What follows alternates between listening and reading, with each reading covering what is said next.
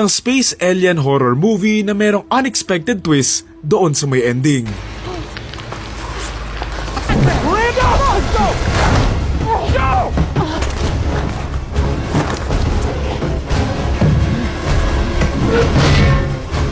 fan kayo ng mga space alien survival horror movies, then panoorin nyo to.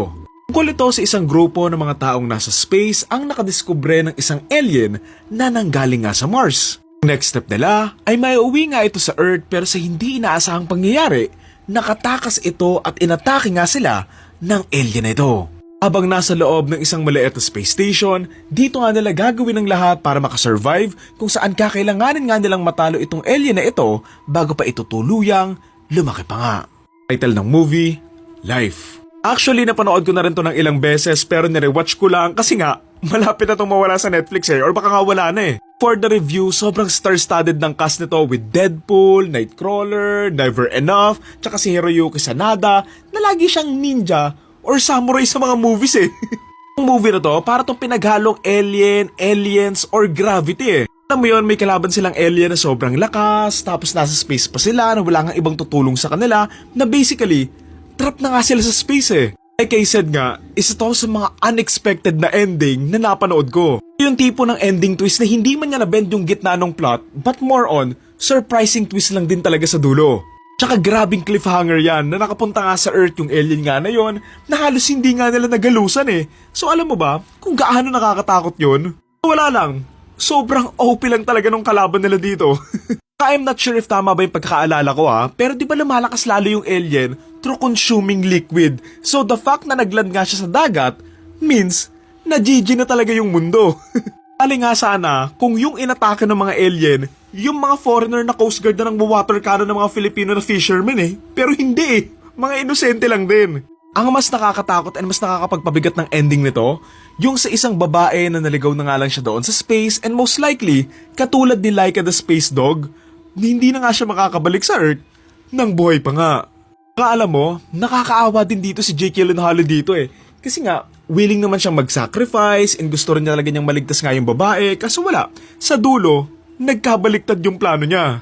To be honest, I'm not sure and sobrang nagulat ako na hindi ito masyadong kumita kasi all the things sa isang maganda or interesting na movie, nandito naman May alien, horror, space, survival, brutal, star-studded cast, tapos unexpected na grabbing twist sa ending. So wala lang, surprising lang na hindi to kumita ng malaki kasi for me deserve naman nila. Medyo cliche pero gusto ko rin yung part ng story na hindi rin talaga sila pwedeng umuwi nga since kasama na nga nila yung alien sa loob ng spaceship Basically if hindi nga nila matetegi or whatsoever nga yung alien, wala. They are doomed na mamatay nga doon sa space na yung iba, hindi nga nila alam yung role na yon. What I also like din pala about this film, since bigatin nga yung mga artista nila, hindi sila takot mangtegi ng mga characters and hindi predictable kung sino yung makakaligtas hanggang dulo.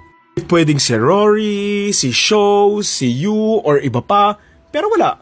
Lahat sila, hindi mo akalaing hindi aabot sa dulo Siguro in terms of the complete story, I'm not a fan nung literal na nag-start na nga lang yung story and kinuwento na nga lang true text sa opening kasi siguro, they could have done it more creatively Alam mo yung parang may part ng kwento na tinalo na nga lang nila tapos parang ito yung episode 2 entry nga ng isang series and ito na yung scene kung saan nila malalabanan yung alien.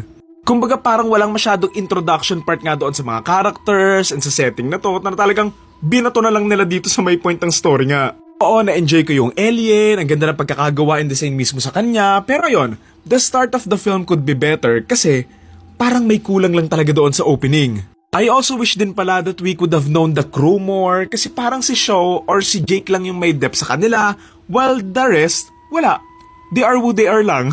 Kasi kahit goods naman yung survival plot nga ng story and okay naman din yung ending twist, parang may kulang pa rin talaga na hindi kumpletong-kumpleto yung buong kwento. So yun, hindi ako masyadong fan ng mga part 2 pero I think there's a potential na magawan pa to ng part 2 kasi parang marami pa silang hindi na-explore and marami pa silang pwede pang ma-explore. I'm not saying na makakasurvive nga yung babae doon sa space or masasalba nga nila si Jake pero sana if gagawan man to ng part 2 more on exploring nga yung monster or alien or introduce new characters na makakalaban nga din ng alien.